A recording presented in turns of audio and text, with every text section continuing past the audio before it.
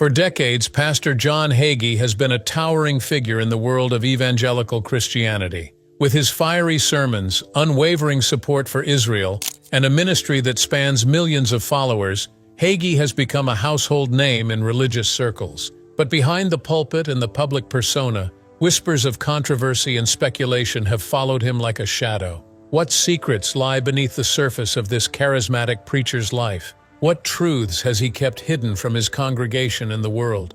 At 84, after years of silence and deflection, Pastor John Hagee has finally come forward to address the rumors, the doubts, and the questions that have lingered for so long. What he reveals is not just a confession. It's a revelation that could reshape everything we thought we knew about him. Are you ready to uncover the truth? The rumors had been swirling for years. Was Pastor John Hagee the man of God he claimed to be? Or was there more to the story? Critics pointed to his controversial statements, his lavish lifestyle, and his political alliances as evidence of hypocrisy. Supporters, on the other hand, defended him as a devoted servant of the Lord, a man who had dedicated his life to spreading the gospel. But the questions persisted, and the speculation grew louder with each passing year. Then, in a stunning turn of events, Hagee sat down for an exclusive interview with a major news outlet. The setting was intimate, a quiet room in his San Antonio megachurch, Cornerstone Church. The cameras rolled as the interviewer asked the question that had been on everyone's mind. Pastor Hagee, after all these years, what is the one thing you've never told your congregation? Hagee paused, his face a mixture of emotion. For a moment it seemed as though he might deflect, as he had done so many times before. But then he leaned forward and began to speak. There are things I've done in my life that I'm not proud of, he admitted. Decisions I've made, words I've spoken, that I now see were wrong. I've spent years trying to justify them, to explain them away. But the truth is, I've made mistakes, and it's time I own up to them.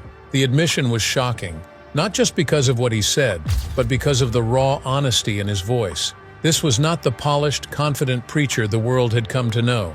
To truly understand this moment, though, one has to go back to where it all began.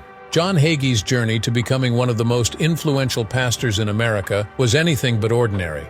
Born in 1940 in Baytown, Texas, he grew up in a devout Christian household. His father, William Bethel Hagee, was a pastor, and his mother, Vada Mai Swick Hagee, was a homemaker who instilled in him a deep love for the Bible. From an early age, Hagee felt called to ministry, and by the time he was a teenager, he was already preaching at local churches. But his path to success was not without its challenges. In the 1960s, Hagee attended Trinity University in San Antonio, where he earned a degree in history and English. He later pursued a master's degree in educational administration from the University of North Texas. During this time, he married his first wife, Martha Downing, and the couple had 2 children. But the marriage was fraught with difficulties, and in 1975, they divorced, a decision that would later become a source of controversy. Hagee's big break came in 1975 when he founded Cornerstone Church in San Antonio. What started as a small congregation quickly grew into a megachurch, thanks to Hagee's dynamic preaching style and his ability to connect with people on a personal level. He also began broadcasting his sermons on television, reaching millions of viewers across the country. By the 1980s, Hagee had become a prominent figure in the evangelical movement, known for his bold proclamations. His sermons weren't just religious teachings, they were headline makers. Whether he was talking about American politics, world events, or pop culture, Hagee knew how to grab people's attention. His messages were bold, unapologetic, and sometimes controversial, but they resonated. But Hagee's impact didn't stop at the U.S. border. Through John Hagee Ministries, his sermons reached more than 200 countries, spanning continents from Africa to Asia, Europe to South America. His message? Faith, hope, and an unwavering commitment to Israel. I've always believed that the gospel is for everyone, Hagee said. It doesn't matter where you're from, what language you speak, or what you've done. God's love is universal, and so is his message. His support for Israel became a defining pillar of his ministry. In 2006, he founded Christians United for Israel, SUFI, which has since grown into one of the largest pro-Israel organizations in the world, boasting over 10 million members. For Hagee, standing with Israel wasn't just a personal belief, it was a divine calling. Israel is the canary in the coal mine, Hagee often says. What happens to Israel affects the entire world. As Christians, it's our responsibility to stand with Israel, not just because it's the right thing to do, but because it's what God commands. His bold stance has earned him both praise and criticism. Some see him as a modern-day prophet, fulfilling biblical prophecies about the restoration of Israel. Others argue that his involvement in political affairs crosses the line. Hagee, however, remains unapologetic. "I've been called a lot of things over the years," he chuckled in an interview, "but I've never been called indifferent. When it comes to Israel, I'm all in." Of course, no preacher with a megaphone, or in Hagee's case, a global broadcast, escapes controversy. Over the years, his outspoken views have stirred the pot on everything from politics and LGBTQ+ rights to end-times prophecies and the role of Christianity in America. Some critics have accused him of anti-Semitic remarks, despite his unwavering support for Israel. One of the biggest storms hit in 2008, when then-presidential candidate John McCain publicly rejected Hagee's endorsement after a resurfaced video showed the pastor making controversial remarks about the Catholic Church. The backlash was swift, and Hagee was forced into damage control mode. "I've made mistakes," he admitted in a 2010 interview, adding, "I'm not perfect, but I've always tried to learn from my mistakes and grow as a person and as a pastor." But learning from the past didn't stop Hagee from stepping back into the political spotlight. When the 2016 presidential election rolled around, Hagee threw his full support behind Donald Trump, delivering the invocation at the Republican National Convention. His reasoning? He believed Trump's business background made him the right leader for the country. Of course, not everyone agreed. Critics accused him of using his pulpit to push a partisan agenda, while others questioned his close ties to certain politicians. But Hagee, ever the straight shooter, remained unapologetic. "I've never been afraid to speak my mind," he stated, "but I've always tried to do so in a way that's consistent with my faith. My goal has never been to win political battles. It's been to advance the kingdom of God." Despite the controversies, Hagee's influence has only grown. His sermons reach millions worldwide, his books fly off the shelves, and his ministry continues to expand in reach and impact. Yet, as his profile grows, so do the questions about his motivations. Is he a preacher first and foremost, or has his role as a political figure blurred the lines? For all the sermons and spotlight moments, there's a part of John Hagee's story that many don't know: the battles fought behind closed doors. The early 2000s brought one of the darkest chapters of his life when his wife, Diana Hagee, was diagnosed with cancer. For a man known for his unshakable faith, the news hit like a wrecking ball. "It was the hardest thing I've ever had to face," Hagee admitted. "Watching someone you love suffer like that, it changes you. It makes you question everything." At the time, Hagee was leading Cornerstone Church, a 20,000-member congregation in San Antonio, Texas, while also managing his global television ministry. To the world, he was a powerhouse of faith, standing firm in his beliefs. But behind the scenes, he was a husband trying to hold it together while watching the love of his life fight for hers. "I had to be strong for Diana, for my family, for my congregation," he recalled. "But there were nights when I would just break down and cry. I felt like I was failing everyone, like I wasn't doing enough." For years, Diana battled cancer, and for years, Hagee juggled his responsibilities as a pastor, a leader, and a husband, trying not to let fear consume him. But no amount of sermons or scripture could shield him from the weight of it all. "It taught me that no matter how strong you think you are, you can't do it all on your own," Hagee reflected. "You need faith, you need prayer, and you need the support of the people around you." Thankfully, Diana eventually recovered, and while the storm passed, it left a lasting imprint on Hagee's life and ministry. His sermons carried a new depth, his words a renewed conviction.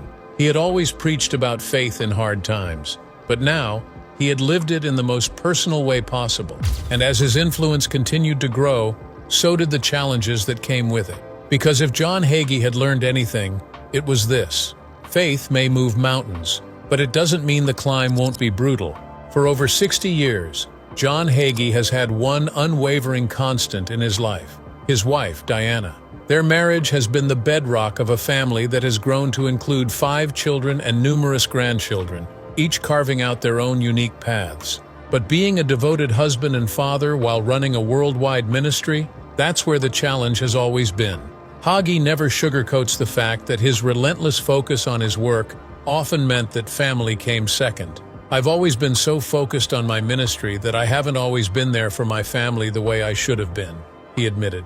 "That's something I regret, but I'm trying to make up for it now." Despite the struggles of balancing work and family, his children have thrived in their own right. His son, Pastor Hagee, has stepped into a leadership role as the senior pastor of Cornerstone Church, carrying forward the family's spiritual legacy. Meanwhile, his daughter, Tish Hagee Tucker, has found success as an author and speaker, using her own voice to inspire others. But Hagee is quick to point out that his children aren't simply following in his footsteps, they're paving their own roads. "I'm proud of all my children," he said. "They've each found their own calling, and they're making a difference in their own way. That's all a father could ask for." Preaching alone wasn't enough for John Hagee. He knew that faith should be more than words. It should lead to action. That belief drove him to expand beyond the pulpit and create a humanitarian force through John Hagee Ministries. Over the years, his organization has funded countless projects across the world, focusing on everything from building schools and hospitals to providing disaster relief in times of crisis. One of the most profound examples of his humanitarian work, Africa.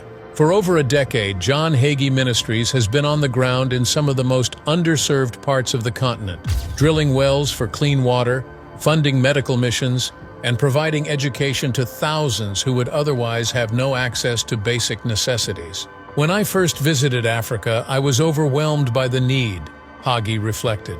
"But I was also inspired by the resilience, the unwavering faith, and the sheer determination of the people.